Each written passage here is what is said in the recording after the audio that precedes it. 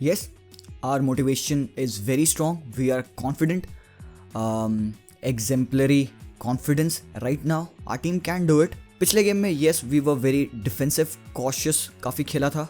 But next game में I think कि हमें next game में I think we'll have to go for it. Final third में we'll have to be clinical. We'll have to take risk and vigorous football खेलना होगा हमें. जैसे कि हमारे कोच ने कहा that we are not afraid of the Germans. Yes, we are not afraid of them.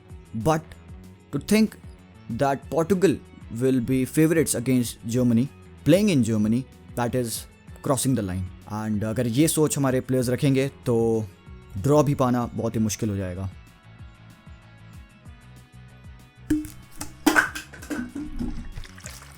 Drink water. Germany versus Portugal, बहुत ही बड़ा गेम. यूरो का ग्रुप एफ का, ग्रुप ऑफ डेथ का, one of the biggest game is upon us. And भाई साहब बहुत ही crucial point है यहाँ पे दोनों टीम के लिए. जर्मनी अपना पहला गेम ऑलरेडी फ्रांस से हार चुकी है. Portugal 1-3 against Hungary. बट ये गेम कैसे होगा? How will the team line up? क्या टैक्टिक्स होंगे? मिस्टेक्स को कैसे अवॉइड किया जाएगा हर एक टीम के द्वारा? तो इस वीडियो में हम इस पर्टिकुलर गेम के बारे में बात करेंगे. एंड गाइज उससे पहले let me tell you that this video is sponsored by One Football application. It's a great footballing app to have in your phone. You will get all the latest details about Euros, about the Copa America, about the player transfers. And the best thing is that this application is free. You can download it right now from the description.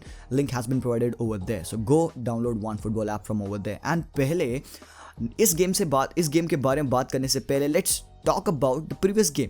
Because हमने देखा Germany played against France. ठीक है, they lost 1-0 and that was only because Hummels ने एक own goal score कर दिया था.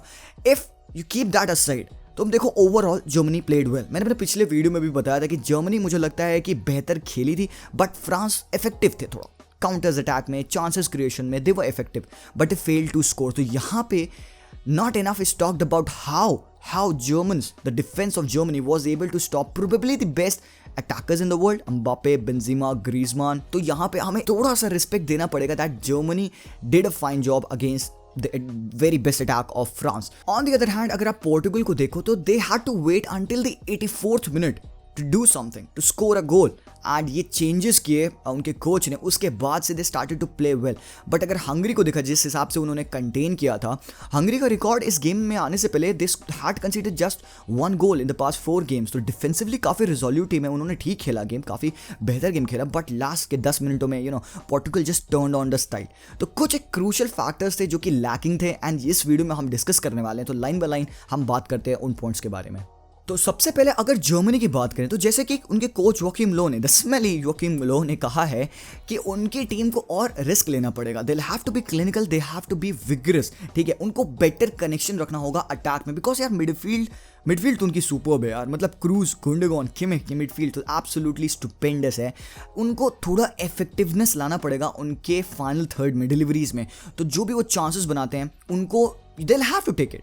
Obviously Portugal का डिफेंस बहुत ही स्ट्रांग है, बट यहाँ पे जर्मनी को अपने स्ट्रेंथ यूज करने होंगे. एंड डेफिनेटली उनका स्ट्रेंथ है उनकी मिडफील्ड, उनका रिजोल्यूट डिफेंस. एंड भाई साहब पीछे तो मैनुअल नोयर है ही.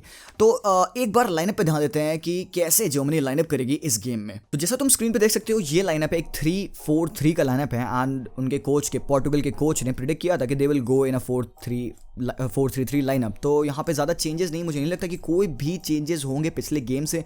Because what ever they lacked in it was the effectiveness, not the personal. लोग क्रिटिसाइज करेंगे काय हैवर्ट्ज को that he didn't play nicely, अच्छा गेम नहीं रहा. क्रिटिसाइज करेंगे गनाबरी को, बट मेरे हिसाब से I think this is perfect. हो सकता है इस गेम के लिए ये वर्क कर जाए. बट देन अगेन मैंने यहाँ पे साने को डाल दिया just to be on the safer side. हो सकता है साने ज़्यादा इफेक्टिव हो बिकॉज उसके रन्स है काफ़ी अच्छे हैं. राइट हैंड फ्लैंक से वो सेमेडो को, एंड इस साइड तो रफाल गुरेरो खेलेगा, तो रफाल गुरेरो को एक डायरेक्ट रन चैलेंज दे सकता है यहाँ से साने. तो kind of 4 in the middle होंगे. बट हमें पता है कि क्या हो जाता है later part of the game में. क्रूज, गुंडोगन एंड किमिक ऐसे सेंटर ऑफ द पार्क में आ जाते हैं एंड गिंटर थोड़ा सा ऊपर चढ़ जाता है. तो एक काइंड ऑफ बैक 3 बन जाती है. गूसेस थोड़ा सा ड्रॉप कर जाता है, Ginter center kind of right back position में खेल लेता है। एंड ये जो 3 मिडफील्डर्स है ना आपस में ये काफ़ी लिंकअप प्ले करते हैं। एंड अगर काय हेवर्ट्ज है तो वो पॉकेट्स में ड्रॉप कर देता है, तो काफ़ी न्यूमेरिकल सुपीरियरिटी बनती है। मुलर भी काफ़ी ड्रॉप इन करता है, बट बात यही है यार कि इतना ड्रॉप्स हो रहे होते हैं कि फाइनल एक कोई बंदा ऊपर रहता नहीं है। तो ऐसे क्या होता है कि गनाब्री और Muller end up being there in the box. And यहाँ पे मुलर की जो बेस्ट नेचर है वो मुझे लगता है कहीं ना कहीं सैक्रिफाइस होती है। मुलर एक क्रिएटर है, he is a raumdeuter, he is the exploiter of space. And अगर तुम उसको एज अ टारगेट मैन खिलाओगे ना यार, तो मुलर की जो स्ट्रेंथ है वो मेन काम नहीं आ पाएगी। तो यहाँ पे जर्मनी लैक नंबर 9, ये तो बहुत ही एविडेंट है। बट अगर वो अपने फ्लूइड पासिंग फुटबॉल से कुछ कर सकते हैं तो then you know they will be very very effective. And हाँ, हमने देखा था लास्ट गेम में they were trying to do something and goal almost score कर लिया था उन्होंने। मुझे लगता है कि थोड़ा सा कनेक्शन ही अपना इंप्रूव करेंगे तो they can score. And guys, अब अगर पोर्टुगल के बारे में बात करो तो पहले तो मैं लाइनअप आप लोगों को दिखा देता हूँ स्क्रीन पे। यस, तो ये है मेरा lineup for Portugal for this game against Germany. कुछ भी चेंज नहीं किया है यहाँ पे, मैंने एक सिंपल सा चेंज किया है, रेनाटो सैंचेस को डाल दिया है मिडफील्ड में। यार पिछले गेम में आई वाज थिंकिंग कि मिडफील्ड की बहुत ही स्टैग्नेंट हो गई थी। 2 सीडियम कार्वालियो एंड डेनिलो खेले थे, उसकी वजह से बॉल मूवमेंट नहीं होता सही से। ब्रूनो के कंधे पे क्रिएशन का बर्डन बहुत ही ज़्यादा पड़ा था। बट आई थिंक अगर रेनाटो को खिलाएंगे, एंड हमने देखा पिछले गेम में the game play really improved. But यहाँ पे छोटी सी बात है कि यार उनको the thing is they have to play the game, they have to not let Germany take control of the rhythm. Tempo अगर जर्मनी कंट्रोल कर लेगा तो फिर पोर्टुगल को जर्मनी के हिसाब से खेलना होगा। एंड ऑब्वियस सी बात है, जहां अगर आप थोड़ा सा सेंस डालो इस गेम में, तो जर्मनी इज अ टीम जो कि पोजीशन बेस्ड फुटबॉल खेलती है, वो रखेंगे कंट्रोल, वो रखेंगे टेम्पो को अपने कंट्रोल में। बट यहाँ पे पोर्टुगल को इफेक्टिव होना होगा, they will have to utilise their strength. And उनकी स्ट्रेंथ क्या है? उनका अटैक उनकी बहुत बड़ी स्ट्रेंथ है। जब आपके पास क्रिस्टियानो रोनाल्डो पिच पे है, you will have to feed him the balls. आप उसको बॉल डालो, he will score the goal. That good that guy is. And obvious सी बात है, हमने लास्ट गेम में देखा था कि जोटा एंड क्रिस्टियानो के कनेक्शन में थोड़ी सी दिक्कत थी, तो मुझे लगता है कि he would have learned it. Jota खराब प्लेयर नहीं है, Jota has been clinical for Liverpool throughout the season. Portugal पे भी उसने काफी गोल्स मारे हैं, बट बस कनेक्शन की जहां बात आती है ना, बर्नार्डो सिल्वा भी राइट हैंड फ्लैंक पे है, तो प्रोबेबली सेकंड हाफ में हम राफा सिल्वा को ला के वहाँ पे और ज़्यादा डायरेक्टनेस दे सकते हैं। हमने देखा था लास्ट टाइम जब राफा सिल्वा आया था तो गोल्स कंट्रीब्यूशन काफ़ी ज़्यादा बढ़ गए थे। बट अगर यहाँ पे पोर्टुगल अपने अटैक में लिंक अप प्ले अच्छे से कर ले, मे बी जॉ फिलिक्स को खिला दे। हमने क्या देखा था लास्ट टाइम आउट, वीकनेस जो मुझे यहाँ पे लगी, एक वीकनेस उनकी मिडफील्ड थी, दूसरी वीकनेस मुझे ये लगी यार कि कभी ना कभी ऐसा होता है कि क्रिस्टियानो ड्रॉप इन कर रहा था and he was trying to dribble his way and Jota up top हो रहा था। बर्नार्डो एंड जो 2 डिफेंडर्स थे सीडीएम्स, वो यहाँ पे सेंटर ऑफ द पार्क में वेट कर रहे थे।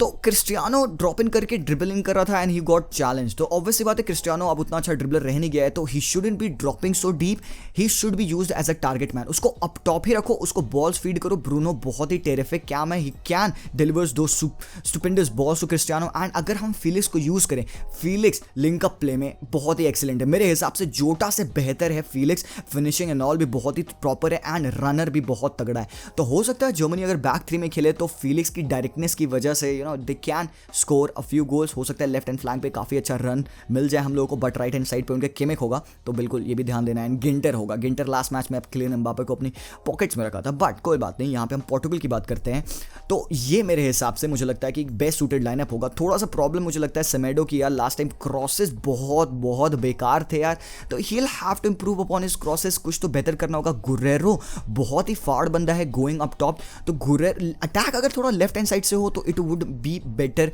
For Portugal. So guys, what to expect in this game? पहले तो मैं कहूंगा कि दोनों टीम को ईच अदर के वीकनेस को एक्सप्लॉइट करना होगा। अगर जर्मनी की बात किया जाए तो they lack effectiveness in the final third and उनकी बैक 3 को एक्सप्लॉइट किया जा सकता है विद फास्ट काउंटर अटैक्स। अगर पोर्टुगल की बात करूं तो पहला एक वीकनेस है वो है may be Cristiano over dependence, दूसरा है कि उनका मिडफील्ड अभी क्लिक नहीं किया है, ठीक है, उनकी वैसे एक्चुअली पूरी टीम क्लिक नहीं की है। एंड यहाँ अगर सामने जर्मनी है तो they won't have a lot of the position, तो यहाँ पे पोर्टुगल को अपने चांसेस लेने पड़ेंगे because they won't see a lot of the ball, so they will have to be very effective in the position. जितना उनको पोजीशन मिल रहा है उससे उनको क्विक ब्रेक्स करने होंगे, राइट हैंड फ्लैंक पे, लेफ्ट हैंड फ्लैंक पे उनको रनर्स भगाने होंगे।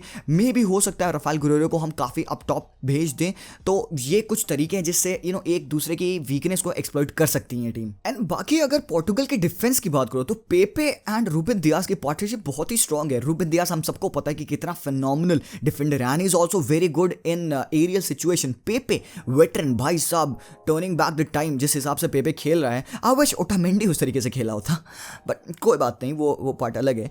तो इनको किस तरीके से बीट करेंगे। जर्मन्स को बहुत ही ज़्यादा फ्लूइड होना होगा अटैक में, बिकॉज उनके पास एक नंबर 9 नहीं है।